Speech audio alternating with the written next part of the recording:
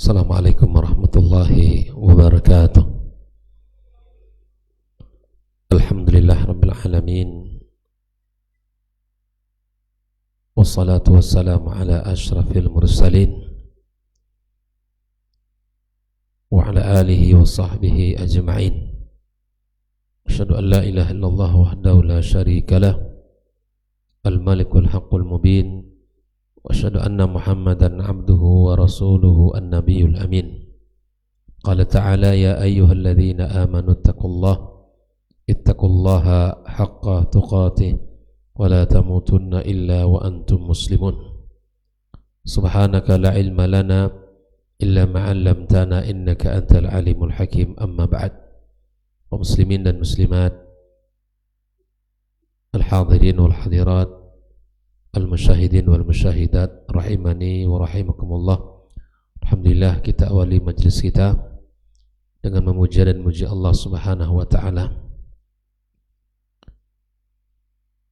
meninggikan asma dan sifat-sifatnya, karena memang Allah Subhanahu wa ta'ala layak untuk disanjung dan dipuji. Zat yang maha agung dan maha mulia, yang menciptakan segala sesuatu dan yang mengaturnya. Tidaklah berjalan satu pun di bumi ini ataupun di langit sana melainkan semua atas kehendak dan izin Allah Subhanahu wa ta'ala. Termasuk pertemuan kita, duduk kita di pagi yang barokah ini, semua atas izin Allah Subhanahu wa ta'ala. Mudah-mudahan Allah jadikan kita senantiasa mudah untuk melakukan kebaikan-kebaikan. Salawat serta salam semoga senantiasa kita sampaikan untuk kekasih kita Rasulullah sallallahu alaihi wasallam. Mudah-mudahan kita mendapatkan syafaatnya nanti pada hari kiamat kelak. Pagi ini kita lanjutkan pembahasan tentang wasiat-wasiat Rasulullah sallallahu alaihi wasallam, tentang siapapun yang memiliki hajat kepada Allah. Dari sahabat Nabi An Abdullah ibn Abi Aufah radhiyallahu ta'ala anhu qala, dia berkata, qala Rasulullah sallallahu alaihi wasallam, Rasulullah SAW bersabda, man kanat lahu hajatun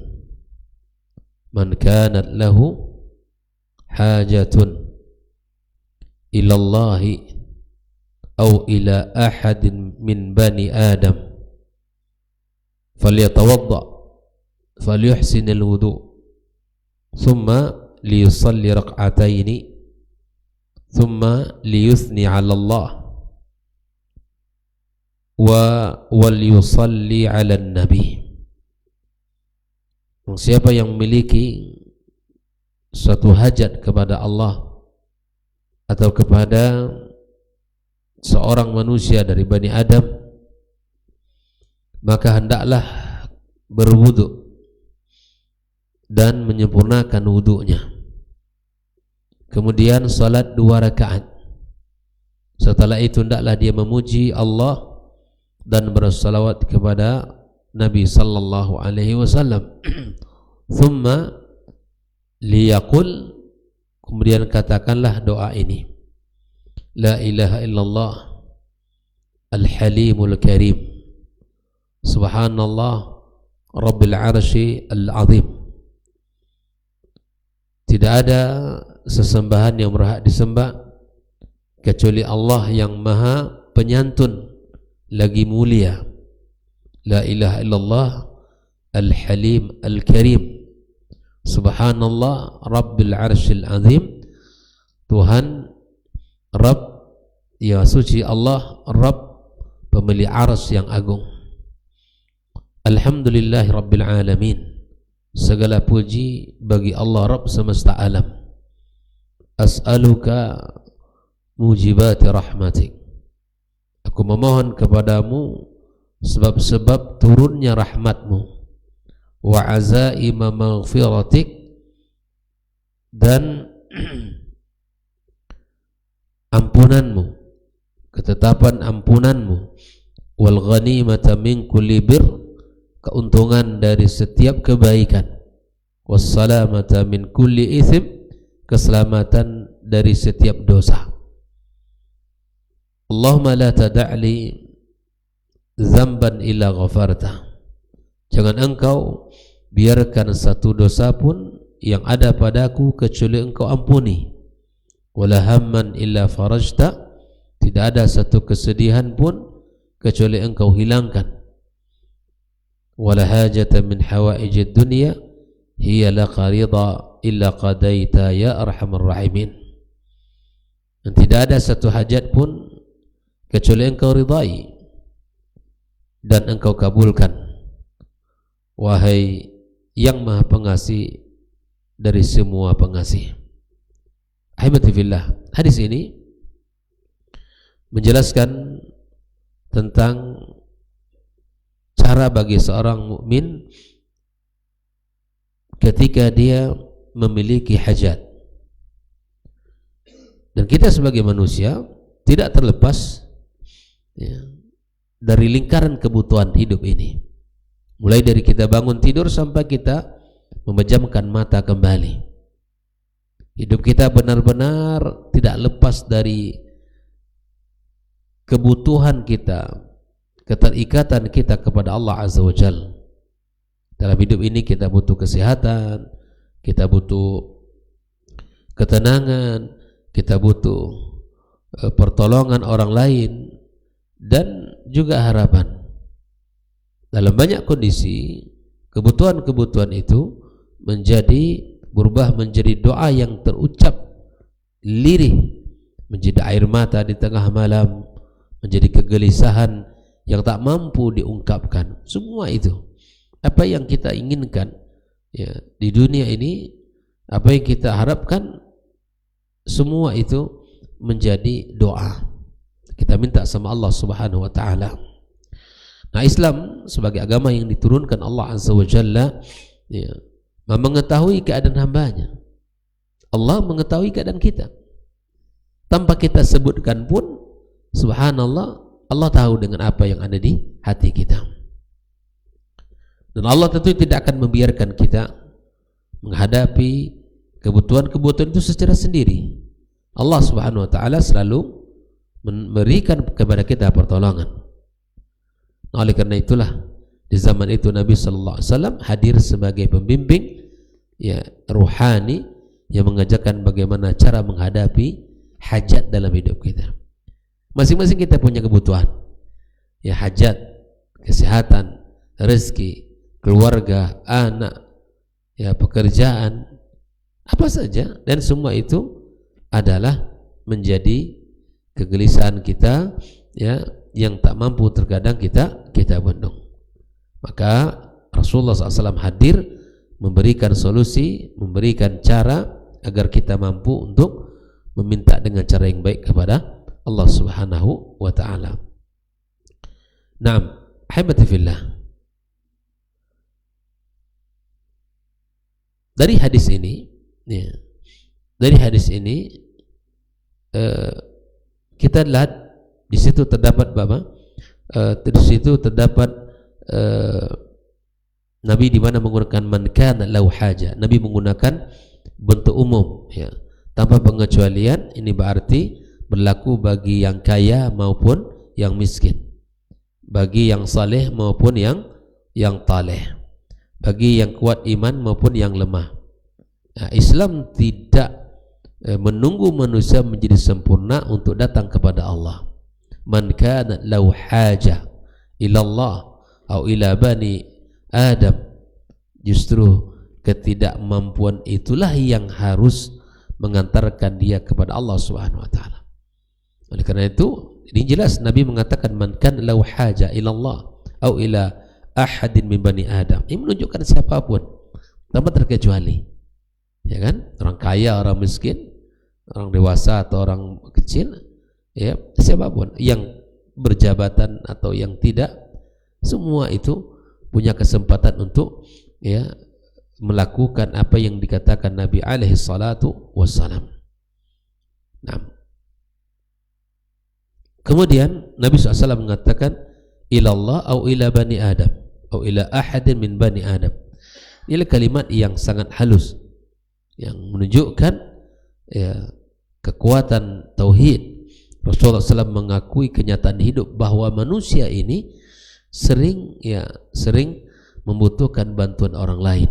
Kita tidak bisa hidup sendiri. Kita tidak bisa memenuhi segala kebutuhan kita secara sendiri, tapi kita membutuhkan orang lain. Namun pada saat yang sama Nabi SAW menyebutkan satu keyakinan penting bahwa semua kebutuhan pada akhirnya adalah bermuara kepada Allah Subhanahu wa taala. Walaupun kita minta tolong sama manusia, tentu Allah yang menggerakkan itu semua. Maka manusia sebagai perantara, sedangkan Allah adalah sebagai penentunya. Terkadang dalam hidup ini kita minta ini kepada Allah. Bisa jadi permintaan kita itu datang melalui seseorang yang dikirim. Bisa, misalnya kita butuh pinjaman misalnya 1 juta karena ada hajat, maka kemudian Allah Subhanahu wa taala memudahkan kita untuk bisa mungkin meminjam kepada teman kita ataupun kepada orang lain, karena pinjaman itu juga menjadi solusi. Yang penting segala hajatnya bisa terpenuhi, namun melalui saudara-saudaranya. Oleh karena itu, habibatifillah, bila mana kita punya hajat, hendaknya kita membersihkan diri kita dan disuruh untuk berwudu, menyempurnakan wudunya, bukan sekadar membasuh anggota tubuh, namun ini merupakan simbol pembersihan zahir dan batin kita. Oleh karena itu, habibatifillah, ini menunjukkan bahwa bila mana kita punya hajat, segera maka mintalah pertolongan kepada Allah Subhanahu wa taala. Nabi saja, idza hazzabahu amr, kalau punya banyak masalah berat dalam pikiran dia, masalah dakwah, maka apa? Dia mengatakan kepada Bilal, aqimis salah. Dia mengatakan aqimis salah, dirikan salat. Kenapa? Salat itu dijadikan oleh Nabi SAW qurrata ain, penyejuk matanya. Di Nabi itu salat menjadikan pelipur laranya. Maka subhanallah ahibbatifillah, kita bila mana memiliki hajat, maka lakukan apa yang dilakukan Nabi, segeralah berwudu, sempurnakan wudu'mu, maka salatlah 2 rakaat, kemudian pujilah Allah dan salat kepada Rasulullah. Insyaallah Allah akan bantu, akan berikan pertolongan kepadanya. Nah, ahibatifillah, maka ketika kita di dalam hidup ini mampu melakukan sesuatu yang Allah perintahkan kepada kita, itu nikmat, dan kita mesti bersyukur kepada Allah Subhanahu wa taala. Lalu setelah salat, bacalah doa ini, la ilaha illallah al-halimul karim, la ilaha illallah al-halim al-karim, subhanallah rabbi al-arshi al-azim. Ulangi, la ilaha illallah al-halim al-karim, la ilaha illallah al-halim al-karim. Di mana di awal doa kita katakan tiada ilah yang berhak disembah kecuali Allah, al-halim, yang maha penyantun, al-karim, yang maha mulia. Kemudian subhanallah rabbul arsyil azim, maha suci Allah, zat yang pemilik arsy yang agung, yang besar. Baca la ilaha illallah al-halim al-karim, rabbu alhamdulillah, subhanallah rabbi al-arsy al-azim, alhamdulillahi rabbil alamin, as'aluka mujibati rahmatik wa azaima maghfiratik, wal ghanimata min kulli bir was salamata min kulli ithim, la tada'li zamban illa ghafarta wa la hamman illa farajta wa la hajatan hiya laka ridan illa qadaitaha ya arhamar rahimin. Kita baca itu kepada Allah, insyaallah Allah bantu. Maka oleh karenanya hal yang paling membuat kita bisa melakukan sesuatu karena kita dekat dengan Allah Azza wa Jalla, kita bisa salat. Ada beberapa pelajaran. Yang pertama, anjuran untuk meminta kepada Allah Azza wa Jalla, melakukan salat 2 rakaat, lalu kemudian mohonkanlah kebutuhan-kebutuhannya. Kemudian menanamkan tauhid dan tawakal. Seorang mukmin dianjurkan untuk berpegang teguh kepada Allah Subhanahu wa taala terlebih dahulu, baru setelah itu kepada manusia. Seperti yang kita bahas pada pertemuan sebelumnya, kalau kita besarkan harapan kita kepada manusia, kecil harapan kita kepada Allah, ya, maka ini membuat kita kecewa. Karena manusia seringkali tidak sempurna di dalam memberikan, menunaikan haknya, menunaikan tugasnya. Ya, seharusnya dia diberikan seperti ini tapi tidak diberikan. Tapi Allah, bila mana kita adukan segala masalah kita, Allah Subhanahu wa taala akan memberikan kepada kita, ya, yang lebih baik. Pentingnya adab dalam berdoa. Ya, ini pentingnya adab. Di sini Nabi menunjukkan tentang tata cara ketenangan, pengagungan kepada Allah, bersolat kepada Nabi sallallahu alaihi wasallam. Nah, doa juga merupakan solusi dari kesedihan kita, kesulitan kita, himpitan kita, dan itu semua adalah sarana yang bisa, ya, membantunya. Doa menjadi sebuah solusi terhadap masalah kita. Kalau kita punya masalah, kemana kita datang? Kepada Allah langsung. Minta kepada Allah, doa kepada Allah, sudah. Tidak ada cara dan tempat yang lain. Minta sama Allah. Mohonkan, Allah tahu tempat kita berdoa, suara kita, Allah tahu dengan apa yang kita inginkan dari hati kita. Nah, jadi jadikan doa sebagai sarana yang mulia untuk mendapatkan keinginan kita. Hindarkan datang ke dukun, datang ke tukang normal, dan itu bukan cara yang diajarkan Nabi SAW. Tapi minta kepada Allah sebagai solusi kesedihan dan masalahnya. Nah, kemudian keseimbangan antara ikhtiar dan ibadah. Di antara doa dikencangkan dan ikhtiar juga dilakukan. Itu jalan, usaha dikerjakan, kemudian kita berdoa sama Allah Ta'ala. Dan jangan memang selama ini antara ikhtiar dengan doa tidak seimbang. Lebih banyak doa daripada ikhtiarnya. Tapi terkadang kita mesti yakin kepada Allah Azza wa Jalla. Kita mesti yakin dengan pertolongan Allah Subhanahu wa Ta'ala. Kemudian yang terakhir, keseimbangan antara ruh, ya, mendapatkan apa yang Allah berikan, janjikan, dengan keseimbangan antara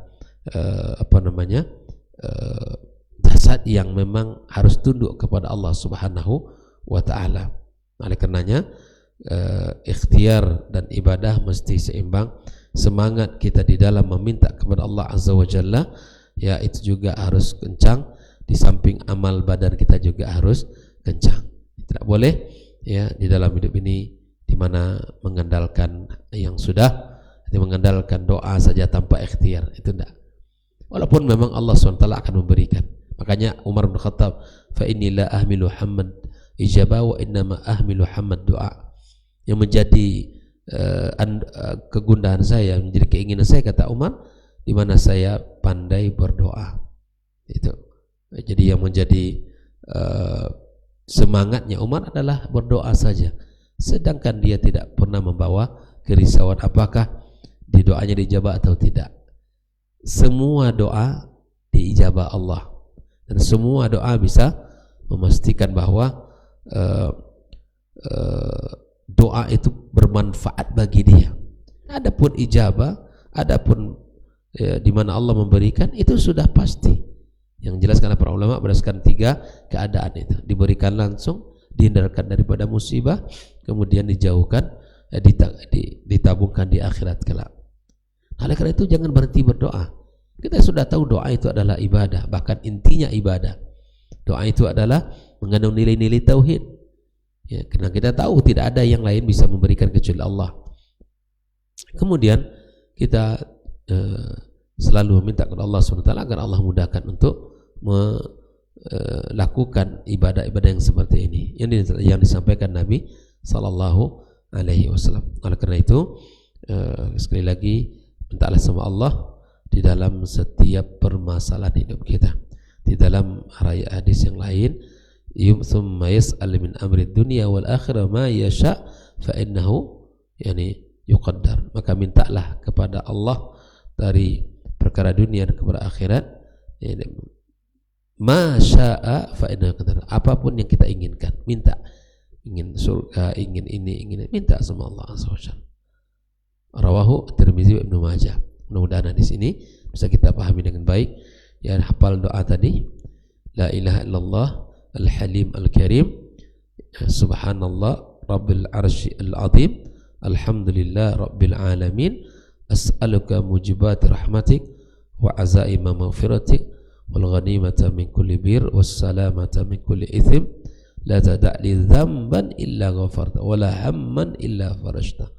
Wala dhanban illa ghafarta wala hamman illa farajta wala hajatan hiya laka ridan illa qadaitaha wa yassartaha ya arhamar rahimin. Mudah-mudahan bisa kita hafal dengan baik dan bisa kita baca dalam doa-doa kita. Barakallahu fikum. Demikian pembahasan kita. Wassallallahu ala nabiyyina wa habibina Muhammadin wa ala alihi wa sahbihi ajma'in. Wassalamualaikum warahmatullahi wabarakatuh.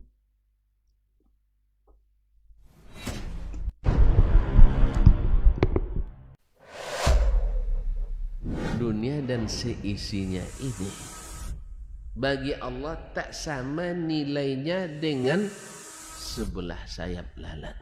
Barang siapa yang beramal untuk akhiratnya, Allah akan cukupkan baginya urusan dunia. Sayati zamanun 'alan nasi as-sabiru fihim qalqabit al-jamarah. Akan ada satu masa di akhir zaman yang berpegang teguh dengan agamanya seperti orang yang sedang memegang bara